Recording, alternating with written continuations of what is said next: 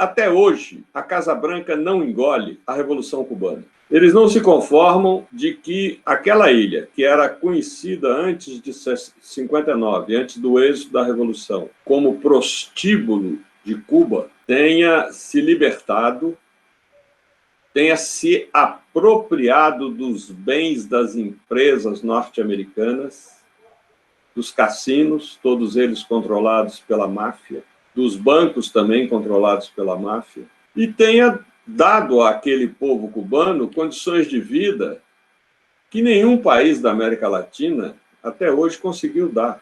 Há dificuldades em Cuba, muitas, em decorrência de um bloqueio. Os Estados Unidos bloquearam desde 1962, impedindo-a de ter a liberdade de exercer a sua soberania em matéria, por exemplo, de comércio. E nós sabemos que a ilha é muito carente de recursos naturais. Por exemplo, toda a energia de Cuba depende de petróleo importado ou de termoelétricas, que são muito caras. E o bloqueio hoje impede que navios petroleiros cheguem aos portos de Cuba, porque, se o fizerem, estarão impedidos de chegarem aos portos dos Estados Unidos. O bloqueio já deu a Cuba um prejuízo calculado de 144 bilhões de dólares. É incrível, é maravilhoso que, apesar de tudo isso, Cuba é o único país da América Latina que assegura a todos os seus 11 milhões de habitantes os 3 direitos humanos fundamentais, pela ordem: alimentação, saúde e educação.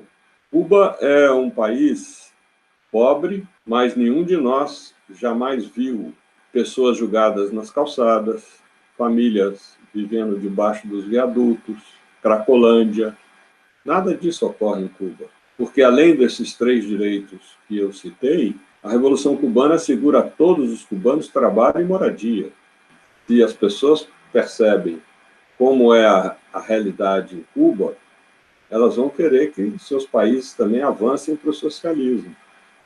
Então, não interessa para o sistema capitalista que Cuba seja visitada, seja conhecida, brilhe como uma ilha de liberdade, uma ilha de prosperidade.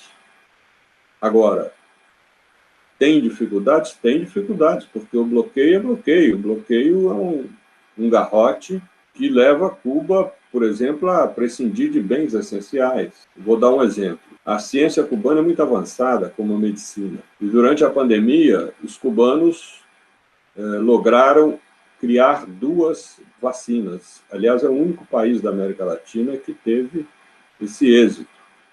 A Soberana 2 e a Abdala, de comprovada eficácia. Mas, no entanto, Cuba não dispõe de seringas e agulhas suficientes para vacinar toda a população. Nós acabamos de fazer aqui no Brasil uma campanha para recolher recursos, de modo a comprar agulhas e seringas e remeter a Cuba. Também na Argentina, a mesma campanha foi realizada. Cuba importa mais de 60% dos alimentos que consome, e uma importação cara, porque como muitos navios mercantes que chegarem aos portos cubanos ficam proibidos de aportarem nos Estados Unidos, eles têm que desembarcar os contêineres na Jamaica ou no Panamá. E o aluguel nesses 2 pontos de cada contêiner é muito caro, tem que ser pago em dólar, até que cheguem os navios cubanos para recolherem esses contêineres.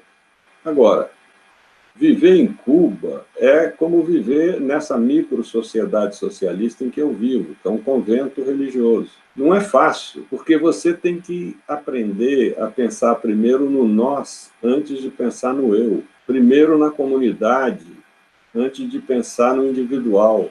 É um equívoco pensar que um jovem que nasce num país socialista, ele vai ser automaticamente socialista, né? Isso realmente não corresponde aos fatos, à história.